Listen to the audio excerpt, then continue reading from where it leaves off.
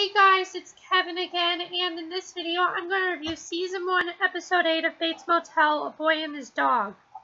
This was a bad title for that episode because this episode had nothing to do with the death of Norman's dog. Yes, he was probably reflecting on his dog and grieving over it, but he wasn't focused on that. But let's just get to the episode.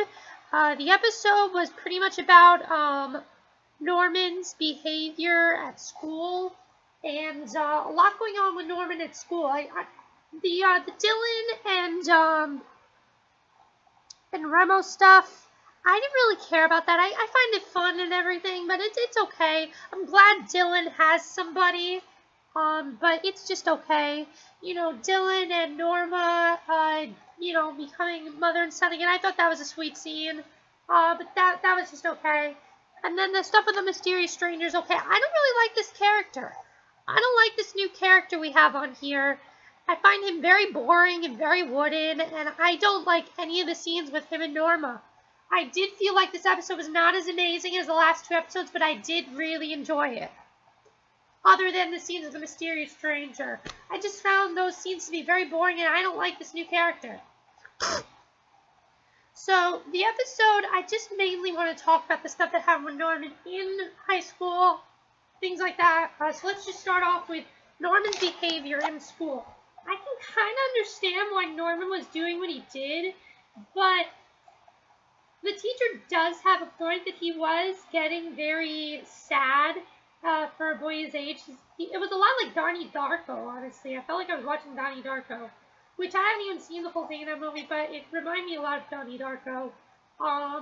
If you guys know that movie, let me know. I'm sure a lot of you do. But yeah.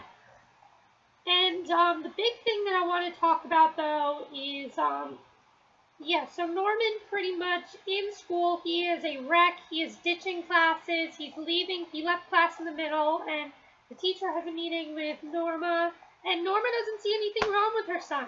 She thinks it's perfectly fine with what's going on with him, and I think that's pretty interesting how she didn't think there was anything wrong that he did. So yeah, I thought that was really, really interesting.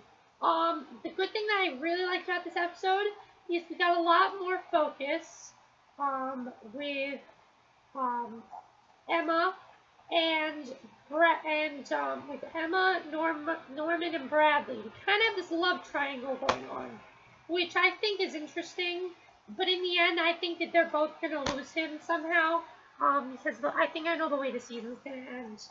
So, this is what I mainly want to talk about. I mainly just want to talk about what happened with Bradley and Emma and Norman, because that's what I really cared about in the episode.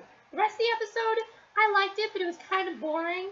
I didn't care about this stuff with Norman and the mysterious stranger, and I didn't care about the stuff with Dylan and Remo. As I said, I do like that Dylan and Norma are sort of now bonding over things.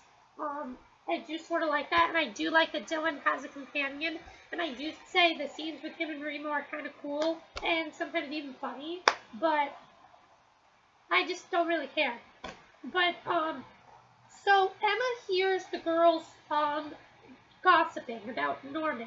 Probably Bradley's friends. We don't really know these girls, but, they're gossiping about Norman.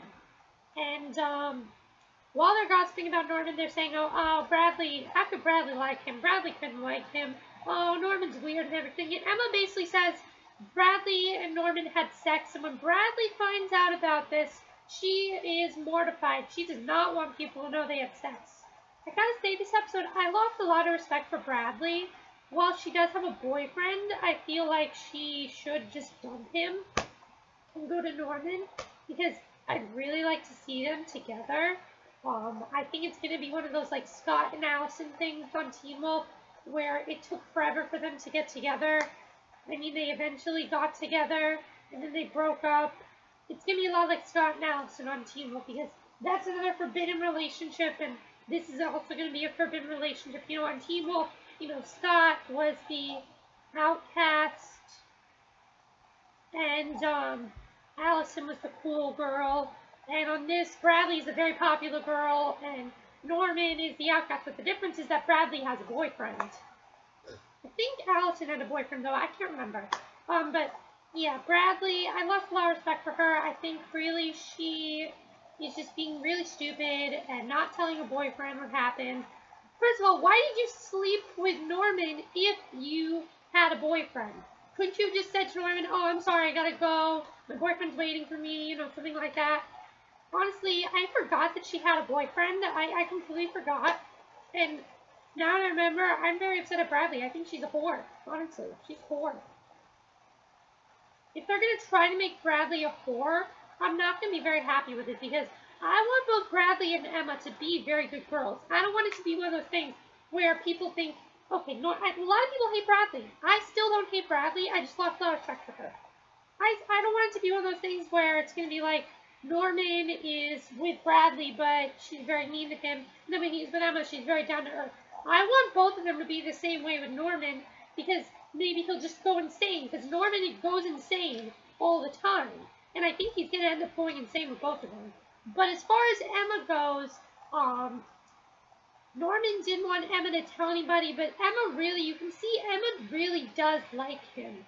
And I kind of have this feeling that Norma's just going to let him date Emma because she likes Emma. She said in one of the older episodes that she would have had Emma as her daughter. She could have had a daughter, Emma would have been her daughter.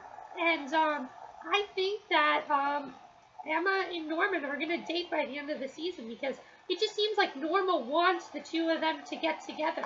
I don't know what's going to happen with the two of them, but I kind of feel like that's what's going to happen here. As far as the ending, let's just get to the ending. When Norma finds a dead body in her room, who do you think that is? Do you think that's Zach? Do you think it's the man she killed in the first episode? Who do you think that is? Let me know if you know who you think that is. I have no idea who that is. So overall, yeah, this episode was okay. I didn't like it as much as the last one. I would have liked a little bit more about his dog, but I did like what we got about. I did like that we got a lot more of Norman in school, and we saw a lot more of what happens to him while he's in school. I really did enjoy that. So 2 episodes left of Vampire Diaries. What Vampire Diaries? 2 episodes left of Bates Motel. I don't know what's wrong with me. 2 episodes left of Bates Motel. I do think it's interesting how they're having a 10-episode season, and it just looks like they're going to get Emma and Norman together. What do you think? Do you think Bradley and Norman are going to get together?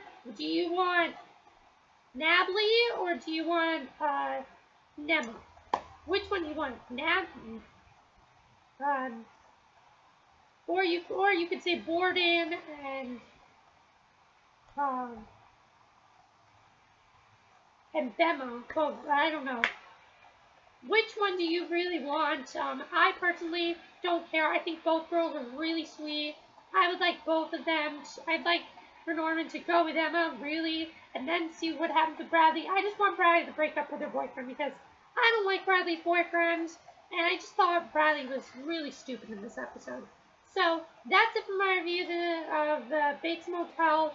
Let me know what you guys thought of it. What do you think he's going to end up with Bradley, or do you think he's going to end up with Emma? And who do you think that dead body is in their room? And the promo, by the way, was amazing, where Norman's like, we have to move, and then Norman says, wherever we go, crazy things are still going to happen, and it just looks like it's going to get crazier and crazier. I can't wait. That's it for my review of Bates Motel. Hope you enjoy it, and I'll see you guys in the next video. And I'm going to watch Awkward tonight, so I will see you tomorrow for Awkward. And if I look tired, it's because I had NJ ask again. So see you then. Bye!